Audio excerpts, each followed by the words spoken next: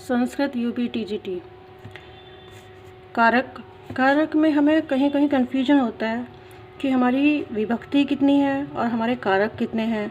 हम कन्फ्यूजन में रहते हैं किसका संबंध किससे है, कौन विभक्ति लगेगी, कौन सी हमारे कारक है, का संबंध कारक है कि नहीं है। आइए हम इस सब कुछ चित्र के द्वारा समझेंगे। ये है हमारी क्रिया। ठीक, ये क्रिया हमारी दुल्हन है जो एक हमारी माला लिए खड़ी है। तो इस दुल्हन का सीधा संबंध किससे होगा, आप सीधा सीधा बताइए।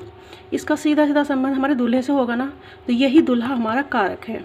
ये हमारी क्रिया है, क्रिया का सीधा संबंध कारक से, या कह लो कारक का सीधा संबंध क्रिया से। तो ये हमारी दुल्हन और ये हमारा दूल्हा। अब ये कारक जो दो शब्दों से मिलकर बना है, क्री धातु नमूल प्रत्यय। तो हम इस क्री को हम यहाँ इसको शर्ट पहनाएंगे, कारक को शर्ट पहनाएंगे क्री की। क्री नामक एक शर्ट पहना दी और नवुल नामक पजामा पहना दो। क्योंकि प्रत्यय हमेशा पीछे लगते हैं तो इसीलिए हम यहाँ इसको नवुल को हम नीचे लिखेंगे, पजामा हमारा नवुल हो गया और शर्ट हमारी क्री होगी। अगर इसमें कोई उपसर्ग लगता, उपसर्ग हमारे ऊपर लगते हैं तो उपसर्ग को हम यहाँ लगा देते, लेकिन इसमें उपसर्ग नहीं है। तो ये हमारी क्रिया, ये हमारा कारक। अब कारक हमारे 6 होते हैं जबकि हमारी विभक्ति 7 होती है। तो कारक 6, ये हमारे 1 2 3 4 5 और एक हमने छोड़ा 6। अभी छोड़ा क्यों ही बताएंगे। तो ये हमारे 6 कारक हैं जिनका ये है हमारा कर्ता कारक, ये हमारा कर्म कारक, करण कारक, संप्रदान कारक और आपादान कारक। संबंध हमारा कारक नहीं होता। फिर है अधिकरण, यानी कि सप्तमी जिसमें लगती है। इन सभी कारक का आधार जो बोला जाता है वो होती हैं हमारी विभक्तियाँ। अब इन सभी कारकों के हमने नीचे की ग्रीन लाइन खींची है, यानी कि किस चीज़ पर खड़े हैं ये सब, आधार यानी कि धरती, बेस, वही हमारा विभक्ति होती हैं। तो ये सभी कारक विभक्ति के ऊपर खड़े हैं। कर्ता कारक प्रथमा विभक्ति, कर्म कारक द्वितीय विभक्ति, करण कारक तृतीय विभक्ति, संप्रदान कारक चतुर्थी विभक्ति और आपादान कारक पंचमी विभक्ति। विभक्ति हमारी छठी भी है, ये रही षष्ठी विभक्ति, लेकिन हमारा ये कारक नहीं है। संबंध ये काकी के लगते हैं तो ये हमारी षष्ठी विभक्ति है। फिर हमारा अधिकरण कारक, इसमें सप्तमी विभक्ति। ये विभक्तियाँ इन कारकों का आधार हैं।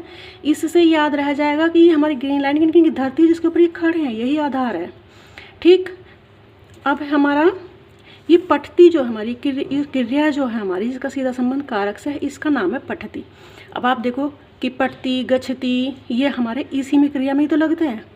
तो अब ये है राम, राम पठती, तो ये हमारा कर्ता कारक। अब कर्म क्या है, पुस्तक, तो राम पुस्तकम पठति। तो यही तो हमारे सीधा क्रिया का सीधा संबंध कारक से इसीलिए है, क्योंकि जब ये आएगा राम कारक आएगा, कर्म कारक आएगा, तो इनके साथ हमारा ये पठती जरूर आएगा। अब हम लिख दो, अगर सीधा सीधा लिख देते हैं कि रामः पठति, तब भी सीधा संबंध इससे आया। हम लिखते हैं रामः पुस्तकम पठति, तो भी सीधा संबंध इसी के साथ आया। हम इसी ही प्रकार सभी कारकों को इसमें जोड़कर लास्ट में पठती डालते हैं कि सीधा सीधा संबंध हमारा कर्ता कारक का इन सभी कारकों का क्रिया से है। दुल्हन बिचारी यही है, तो इन सभी दुल्हों की इसलिए सीधा संबंध है। अब हमारे होते हैं इनके सूत्र, विधि सूत्र और संज्ञा सूत्र।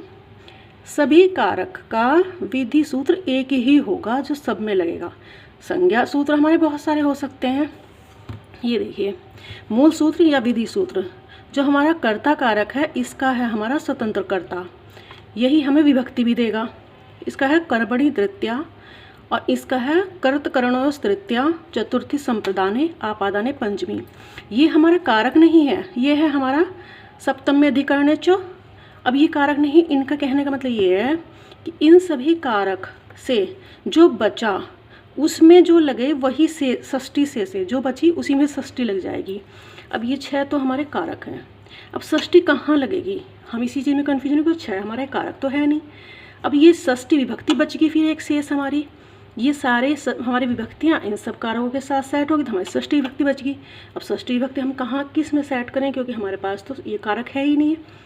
तो जो इन सब से बचा उसी में हमारी षष्ठी लग जाएगी, षष्ठी शेष है सूत्र से। तो इसीलिए हमारा ये कारक नहीं है। यहाँ से षष्ठी से इन सब से जो लास्ट बचा इसी में ये लग जाएगी। अब ये देखना, षष्ठी विभक्ति तो है पर संबंध कारक नहीं है, इसीलिए कारक 6 हैं और विभक्ति 7 है। अब ये देखिए संज्ञा सूत्र। संज्ञा सूत्र हमारे बहुत सारे हो सकते हैं। हमारा है कर्ता कारक में एक हमारा विधि सूत्र हुआ। संज्ञा सूत्र हमारे काफ़ी सारे हो सकते हैं। तो इसमें अभी देखिए विधि सूत्र मतलब हम जब सिलाई करेंगे या खाना बनाएंगे तो हम विधि लगेगी। विधि की पहले सिलाई लगानी है, पहले हुक लगाने हैं, पहले टाका कहाँ लगाना है, किस तरफ उसको सिलना है, या खाना बनाएंगे तो पहले हल्दी पड़ेगी, मिर्ची पड़ेगी, नमक पड़ेगी, ये तो एक विधि होती है। किस तरह से हमारे ये बनेंगे उसी तरह से विधि सूत्र, इसीलिए विधि सूत्र भी ये आते हैं। संज्ञा सूत्र हमें सिर्फ नाम बताता है। संज्ञा सूत्र हमारे काफ़ी सारे हो सकते हैं। इसका है कर्मणि द्वितीया, लेकिन इसके संज्ञा सूत्र हमारे बहुत सारे हैं जो हम आगे पढ़ेंगे। यही है हमारा कारक का मेन बेस, जो हम लोगों को जल्दी से समझ ही नहीं आता कि क्या है। अब इसमें अनुक्त कर्ता में भी तृतीया लगती है और करण में भी तृतीया लगती है। अनुक्त कर्ता और कर्ता में करण में तृतीया कैसे लगती है, क्या है, ये मैं एक छोटे से चार्ट से पढ़ाऊँगी आप लोगों को नेक्स्ट वीडियो में। आप लोगों के कमेंट नहीं आए कि मैं आपको सुगनासोदेश पढ़ाऊँ या कारक पढ़ाऊँ या संधि क्या पढ़ाऊँ, इसीलिए मैंने फिर खुद ने ही डिसाइड किया है कि मैं कारक ही शुरू करूँगी, शॉर्ट फॉर्म में जितना भी हो सकेगा कम से कम वीडियो में, क्योंकि ज़्यादा टाइम लेफ्ट नहीं बचा है हमारे पास।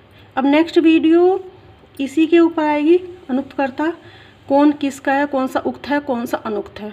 ठीक है, तब तक के लिए नमस्कार।